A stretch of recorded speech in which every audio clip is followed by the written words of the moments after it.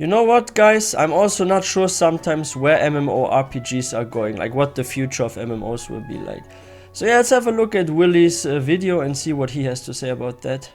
It was 1991. The first graphical MMORPGs had started to appear. Of course, this was I remember before my the term first MMOs. MMORPG had even been coined. This was Neverwinter epic. Nights has dropped on AOL after climbing forth from the primordial soup known as multi-user dungeons, evolving past only text and now into 2D sprites and animations to show what kinds of activities your adventurer was undertaking. Simple in its scope, great character, assigned stats. It's good that our games are no more like this when we have 3D. So much.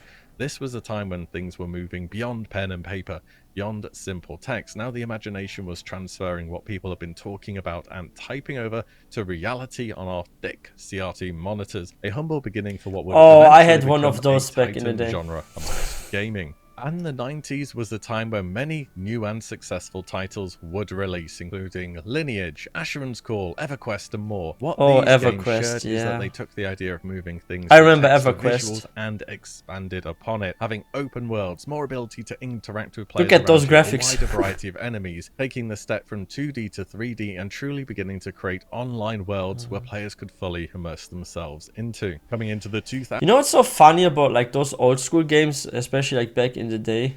Like even just destroying like this skeleton right there, like this was such a big topic in like at school, for example, or like with friends, and you would like constantly talk about, hey, I finally managed to beat this one skeleton there, this was like so tough, I had to get like weapons and this and that first, or like I killed the first boss. So where like everything you accomplished in a game back in the day was such a big accomplishment, you would be stuck with your mind on that for days and stuff.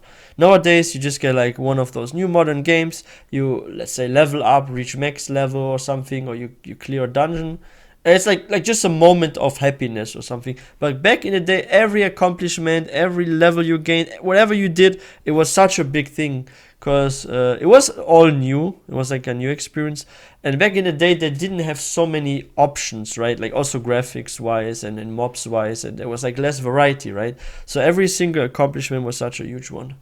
Thousands is where things really began to take off on a worldwide scale for the MMORPG, with the previously mentioned Lineage and Ragnarok Online taking the East by storm, while the West was gripped by PvP. That looks like Final Fantasy almost, with shit graphics. Online too. Show me any thread about when MMO PvP was the best, and there will be somebody regaling you with the tales of Dark Age of Camelot. Dark Age Camelot. UK-based Jagex started a small game called Those were the days. on a Flash browser, and EverQuest and Lineage got a sequel. By this time, the steps made by the games of the early 2000s have been ramped up significantly. Better interfaces, more detailed graphics, advanced character creation, bigger worlds with more to see and more to explore. And more addiction. Choice too. There was so much choice of what you could play at this point in time. And the era of playing 8-9 hours straight came. Entertainment decided to move from RTS and have a go at this MMORPG thing that seemed to be pretty popular. Now for me, the first MMO I ever played was RuneScape 2. When I first logged on that and saw that you could fish a shrimp and burn it, make my own bronze dagger from scratch and shoot arrows at abnormally large rats, it blew my mind. I was running about in this world I knew nothing about as my very own creation, with dozens of stats to master and a map that I had no idea where it ended. I thought this is surely going to be the game for me forever. And then I saw that cinematic. That damned cinematic. What Blizzard pulled off in 2004 was just so far ahead of its time. It's absolutely unreal. I literally could not believe what I was seeing. The only problem... Yeah, I think like WoW was actually the foundation that was laid for MMO. Some people are saying it was like freaking RuneScape. That RuneScape was what actually got MMOs like really blowing up. But I'm actually thinking it was World of Warcraft, because World of Warcraft set the foundation for like all modern MMOs we are seeing today. Like if you look at freaking Elder Scrolls Online, BDO, Final Fantasy, if you're looking at even New World, like all those games in a way were sort of like inspired by World of Warcraft, like from design, like how things are and stuff. And like so many actually tried to copy back in the day like World of Warcraft and release a game that's similar under like a different name, right? And they actually all failed. So I feel like these days, like we need like more innovation, to be honest. We can't like constantly copy paste games and just give them like a bit of better graphics or something. Like if you look at games, for example, like Valheim, and that's not like an MMO, right? Like you will think, oh, this is copy paste Minecraft, but it's actually not copy paste Minecraft. You play like Valheim, like the way the graphics are, the world feels, like what you're doing there. Like I really love this that there's like some inspiration taken from a game that already exists, but it's not like copy paste. It's like 15% maybe of that, and like 85% something else, right? So yeah, it's not like really copy paste. And that's what I'm trying to say is like if companies make new MMOs, don't copy paste something. Come up with something that's unique that nobody did before. If you take like 15% of a game is no problem, but give the people at least more than 80% of your own idea innovation. I think that's what MMOs are missing these days or lacking. Or maybe WoW really already covered like most of the stuff or ideas you can have in an MMO and people just run out of ideas. Maybe that's it. Problem being is not only did you have to buy the game, you actually had to sub as well. How did so many teenagers worldwide convince their parents to do this? I will never know. I know I certainly got my money's worth out of the level 20 trial, but the sheer success of WoW has cemented itself Druid. as a legend in gaming. It's something I always And want to there was level no back shortage in the of day. attempts to Knight recreate of what Druid. Blizzard did back in 2004. Very few succeeded. You know what Blizzard has historically I wish you been could good go at doing? back Taking something that's good where and things making were it so better, exciting. more accessible, more casual friendly. In 2004, World of Warcraft was a casual friendly MMO. In others, when you died, you would lose XP, levels. Sometimes you It would was have less to go back to stressful. town and retrain your skills. What happens in WoW is your screen goes grey and you have to run for 8 to 10 minutes because why the hell is there only one graveyard in Ungoro Crater? Anyways, what we've got I next has been remember a format that. that has stuck. An MMORPG I hated it. template, if you will. Pick your race and class, do your quests, grind your levels. Lots of quests will be kill and collect. Different gear rarity, dungeons, you got some PvP, we have a little bit of PvE in there too. Micro menus with characters and stats, bag slots and so on. The only real changes in other titles are how combat is handled, being action versus tab, player's point of view, top down or third person, and the long-term progression path of horizontal versus vertical. Oh yeah, Things New haven't World. really moved on beyond this, they just look a lot I had prettier to play a bit whilst more you're New doing World. your collect and kill quests with a bit of PvE and a bit of PvP. It's not to say that Blizzard innovated every single one of these gameplay characteristics, but they popularized it to the widest audience that's ever been seen. And that's exactly what I said like a few minutes ago, that if there's like a certain game that lays the foundation and like other companies are trying to like do something similar or way too similar, then it's like very, very actually difficult also to get people like really hooked on that, right? Because people, they will just think about like the first MMO that was like this, right? And then they compared, oh, this is like World of Warcraft, this is like this, is like that. So it's like quite challenging to make yourself like a own name. Like I'll give you guys an example. Freaking iPhone. If you just mention the word iPhone somewhere, everyone freaking knows what an iPhone is. Like even that symbol, like Apple made themselves our own freaking unique name, right? And that's like what's so important. If you have a company or a product, whatever, you need to make yourself a unique name where people already like by your sign or just like, oh, you can do this and that. Where like by one sentence or one symbol, they recognize you immediately. And I feel like a lot of the gaming companies these days that release games, it is not just MMOs. If you look at freaking shooting games, it's often like that too. They're just releasing every year like a new one, this and that.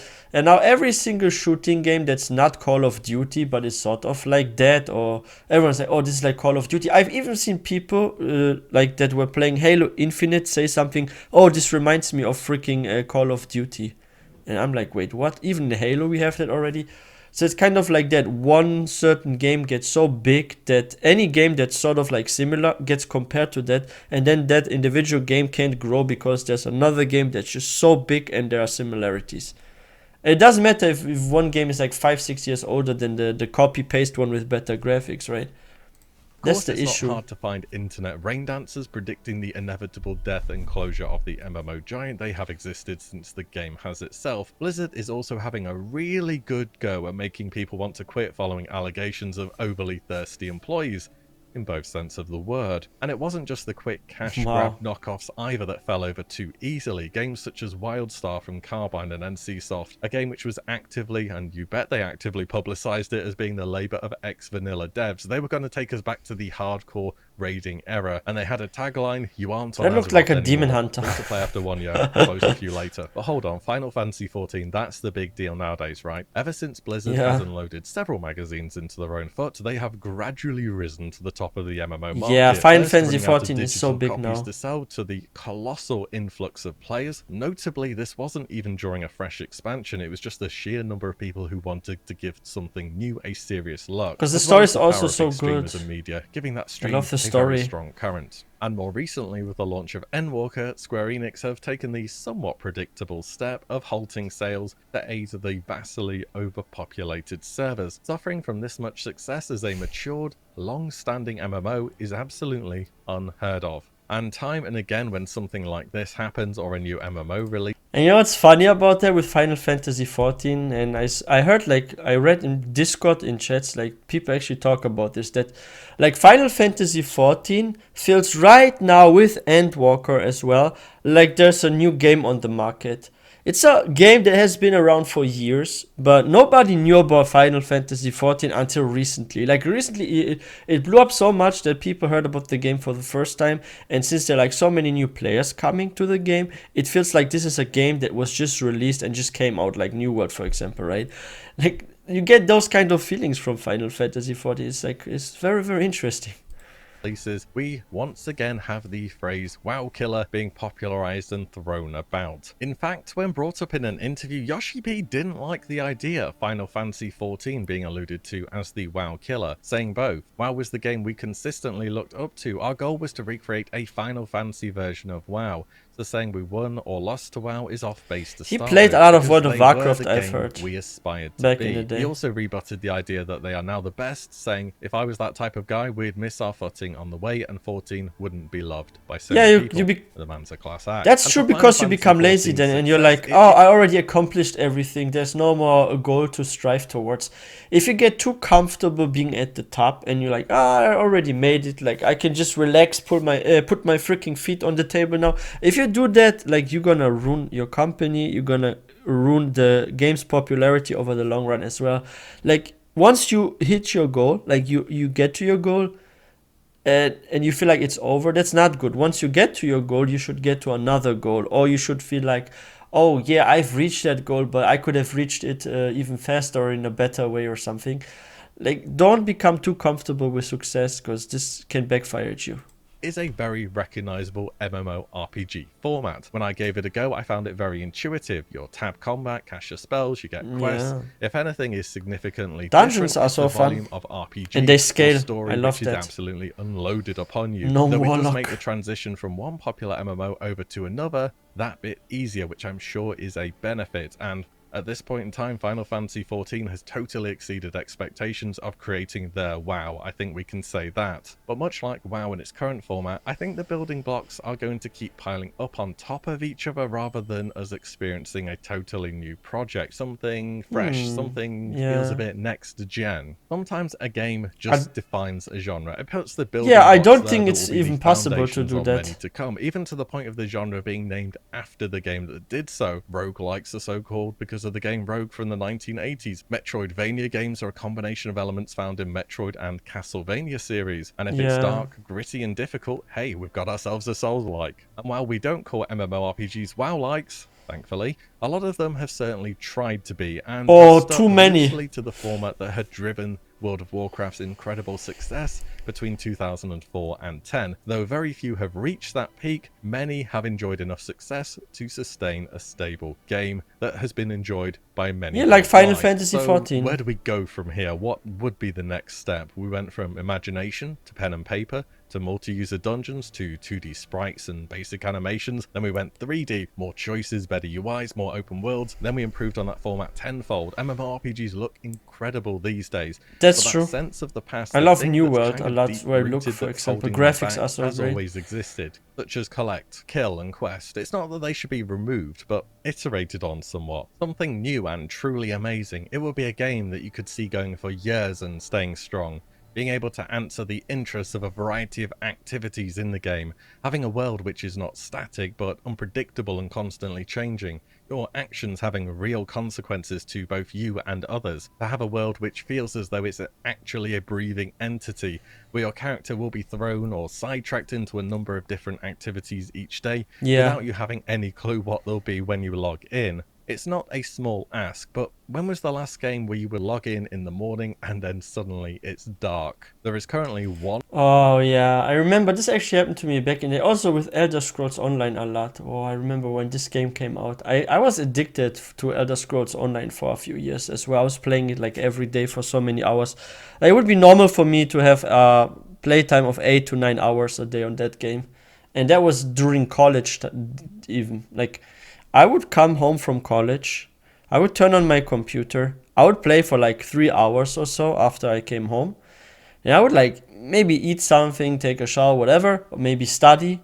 And then before I sleep, I would play another 3, 4 hours sometimes. It would be like midnight or so. Like, I remember that. Oh, wow. Yeah, those were the days.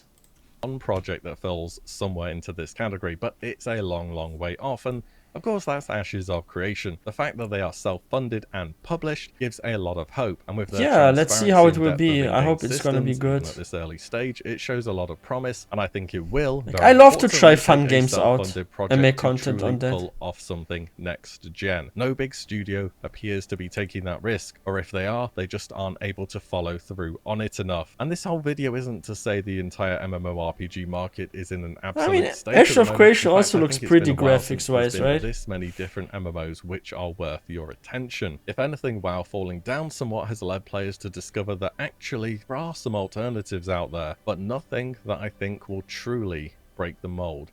Maybe it's not the genre isn't going anywhere. Nobody's really tried yet. Do let me know your thoughts down below, and as always, thank you all so much for watching and listening I think and I shall see you on the MMOs next one. needs more public Very soon. like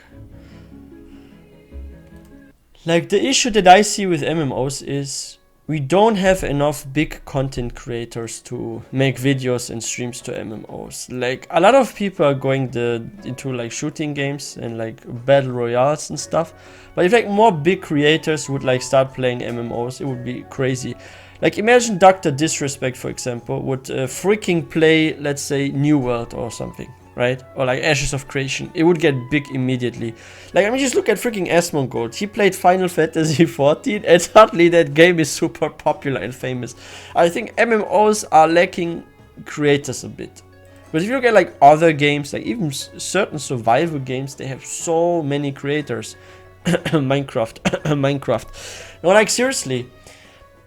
If there were like more creators covering MMO games and there would be like more ads on YouTube, in freaking game magazines, in, I don't know, maybe on TV and stuff. Like, if there was like more exposure to the public with MMOs, it would get bigger and bigger.